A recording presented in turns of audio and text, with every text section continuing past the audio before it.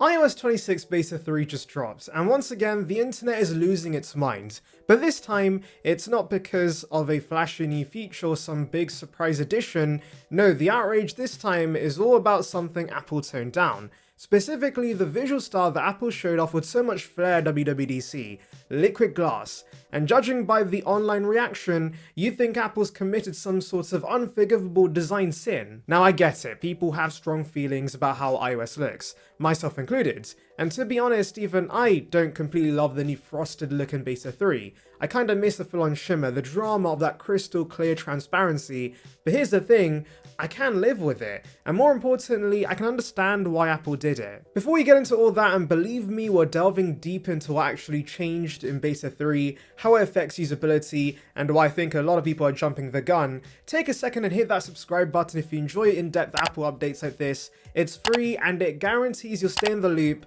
as we head towards the final iOS 26 release. Right, let's rewind to WWDC for a second. When Apple unveiled iOS 26, the liquid glass aesthetic was a major visual refresh. This wasn't a minor facelift, it was Apple's boldest design move since iOS 7. UI elements shimmered and frosted like panes of optical glass, everything felt dynamic and reactive, with layers of motion and light that clearly took cues from Vision OS. It was futuristic, elegant, and in my opinion, exactly the kind of refresh iOS needed after years of pretty much looking the same. But it also was a polarizing change. From day one, people were split. Some said it looked stunning and made iOS feel alive, others complained it was too flashy, too distracting, and in some places, straight up hard to read. And honestly, they weren't wrong. On Beta 1, I noticed issues immediately. The control center was basically unreadable against certain wallpapers, it looked amazing in Apple's press shots, but in day-to-day use it was often impractical. So when Apple started tweaking things in Beta 2, making the control center slightly more opaque, I wasn't surprised. It was a subtle change, but it hinted at something bigger. Apple was already dialing things in, and now with Beta 3 that adjustment is much more noticeable. Some folks are calling this a full retreat, others saying that Apple's ruined the whole aesthetic.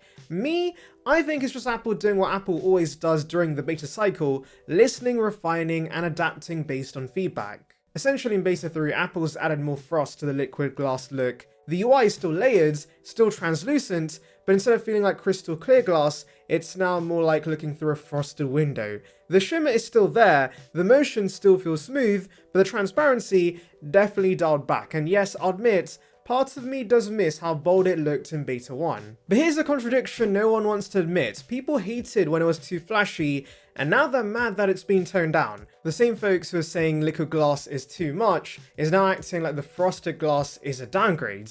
It's like the internet can't decide what it wants, and that's kind of the problem with designing something this polarizing. You're not going to please everyone. Honestly, the best solution might be giving users control. Imagine there was a translucency slider, one that lets you choose how glassy or frosted you want the UI to be. Let the user dial in their preferred look. That way Apple doesn't have to pick one middle ground that no one's going to be completely happy with. Because right now, liquid glass is stuck in the awkward position of trying to be dramatic and practical at the same time. And that's not easy. Still, despite the criticism, I don't think Beta 3 is a failure. I've been running the iOS 26 developer beta on my main 14 Pro Max since day one. I know, risky move. But from a daily use standpoint, Beta 3 is actually better. With the new frosted style, text is more legible, controls don't disappear into the background, and tab bars stand out in more ways they didn't before. It's simply easier to use, and let's not forget this is beta software, guys. Apple has months to keep tweaking things before the final release in September. We've seen this before, remember iOS 7's neon overloads? Apple toned that down before launch. iOS 15's Siri redesign, same story, community backlash led to real change. Apple listens, but it also iterates, and that's what Beta 3 feels like to me. Not a retreat, a revision. And again, I'm not pretending I love the frosted look more than the original, I don't, but I understand the trade-off. I'd rather have something that's readable and polished than something that looks only good in screenshots. Apple's trying to strike a balance between aesthetic wow factor and real-world usability, and honestly they're closer to that balance now than they were 2 weeks ago. Plus, there's still plenty of visual personality left. The shimmer's still there, the parallax effects still intact, even little touches like the new dynamic lock screen clock or the ever so slightly round app icons help make the design feel fresh. And honestly, the entire design still feels thoughtful. Apple's actually moved more UI elements towards the bottom of the screen, which makes one-handed use way easier, something I absolutely appreciate on a giant phone like the 14 Pro Max. No more awkward hand stretches just to reach a button. Yes, I know I'm an Apple sheep, but I wanted something that felt fresh, and this absolutely does. I saw some say the frosted glass in iOS 26 Beta 3 makes this look like iOS 18 again, but that isn't the case in my opinion. This still feels like a redesign. And visuals aside, iOS is also bringing in some genuinely useful features, especially if you're using a newer iPhone. Apple Intelligence is slowly making its way further into the system, even though smarter Siri is still missing in action. But we are starting to see features like live translation for phone calls and visual intelligence with screenshots pop up. Sadly, I can't test those because I'm on a 14 Pro Max, which does not support Apple Intelligence, and yes, I'm salty about that. Apple is clearly using AI as a way to nudge people towards upgrading, and while I get it, it's still frustrating.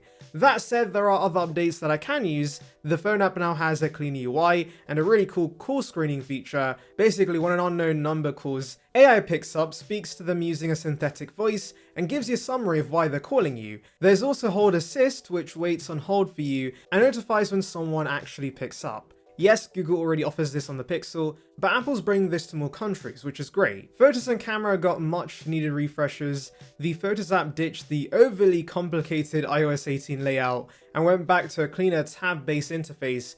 The camera app now has more controls moved towards the bottom of the screen, which makes it easier to use one-handed. Oh, and you can also use AirPods as a remote shutter. That's amazing for group shots and creators. Battery life also got smarter, for newer iPhones at least. iOS 26 introduces adaptive power modes. Sadly, none of that is available on my 14 Pro Max, though I do get alerts when accessories finish charging. Still, I'd love if those notifications extended across the ecosystem, like letting me know when my Mac or iPad is done charging too. Performance-wise, Beta 3 is still laggy in places, but it surprisingly hasn't been unusable. Battery life is bad though, and I'd strongly advise against installing this on your main device for that reason alone. That said, I did, because I'm a dummy. Also, my battery health was already at 76%, so I figured, might as well go out in style. So where does that leave us? Honestly, iOS 26 Beta 3 is not a disaster. It's not Apple abandoning liquid glass, it's Apple doing what it always does, listening to feedback and refining their vision. The frosted finish might not be everyone's favourite, it's not even my favourite, but it's way more usable, and in the end, usability has to come first. Apple has clearly seen the reactions online, but they're trying to balance bold visuals with real-world practicality. Again, I still think the ideal move would be to let users have a choice.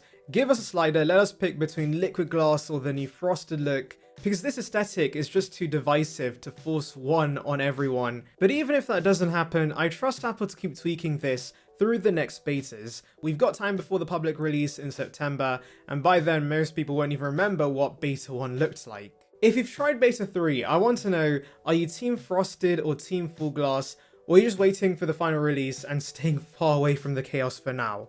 Drop your thoughts in the comments, and if you're still here, thank you. Hit that like button, subscribe if you haven't already, and I'll keep you guys updated every step of the way. Whether you're here for the drama or the deep dives, I've got you covered. Thanks for watching.